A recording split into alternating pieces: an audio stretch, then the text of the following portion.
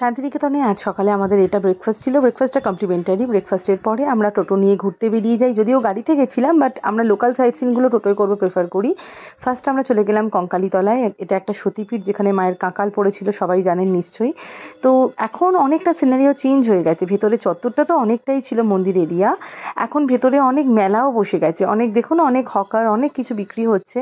আমরা পুজো সেই অর্থে দিইনি, ঠাকুর দর্শন করে আমরা তারপরে এখানে এই যে এই পুকুরে মায়ের দেহাবশেষ পড়েছিল, তারপরে আমরা একটুখানি পেছন দিয়ে কোপাইয়ের তীরে যাওয়ার আগে এই যে মেলার ওপর দিয়ে যাচ্ছি।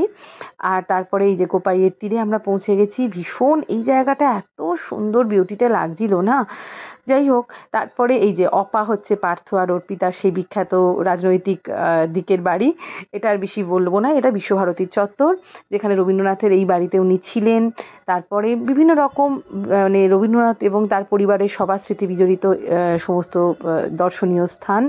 আমাদের টোটোওয়ালার ভীষণ সুন্দরভাবে বলতে বলতে আসছিল এটা শান্তিনিকেতন আশ্রম।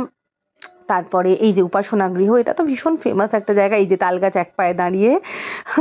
তারপরে এই সব এই ছাতিমতলায় চলে এসেছি। ভীষণই সুন্দর আমাদের, মানে সেদিনকার এত সুন্দর লাগছিল। মানে যতবারই শান্তিনিকেতনে আমরা আসি, ছাতিমতলা বলুন, উপাসনা গৃহ বলুন, তালগাছ, যেগুলো মানে যেন সহজ পাঠ যেন মানে জীবন্ত হয়ে উঠেছে। এটা হচ্ছে রবীন্দ্রনাথের সেই মিউজিয়ামটা। মিউজিয়ামের ভেতরে আমরা ছবি তুলতে পারিনি, যেখানে নোবেল চুরি হয় এবং সমস্ত কিছু রয়েছে। মিউজিয়ামটা খুবই সমৃদ্ধ। তো মিউজিয়ামের পরে এই যে আমরা চলে গেছিলাম সৃজনী শিল্পগৃহে, এখানে শিল্পাঞ্চলে। এখানে ভীষণ সুন্দর সাজানো ভেতরটা।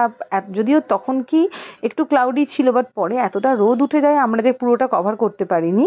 আর বাউল গান এখানেও খুব সুন্দর, মানে অ্যাটমসফিয়ারটা ভীষণই সুন্দর। তারপরে সুরুলের রাজবাড়িটা গেছিলাম আমরা। ভেতরে আর আমরা অতটা ঢুকতে পারিনি, বাট ভেতরে দুটো মন্দির ছিল এবং রাজবাড়িটা খুবই সুন্দর। তারপরে আমরা শিক্ষাসত্র, বিশ্বভারতের শ্রীনিকেতন, এই যে যেগুলো হলকর্ষণ বৃক্ষরোপণ, এটা হচ্ছে আমাদের হোটেলের ভেতরে। বৃষ্টি পড়ছিল, খুব সুন্দর অ্যাম্বিয়েন্স, তাই এটা একটু ভিডিও করে নিয়েছি।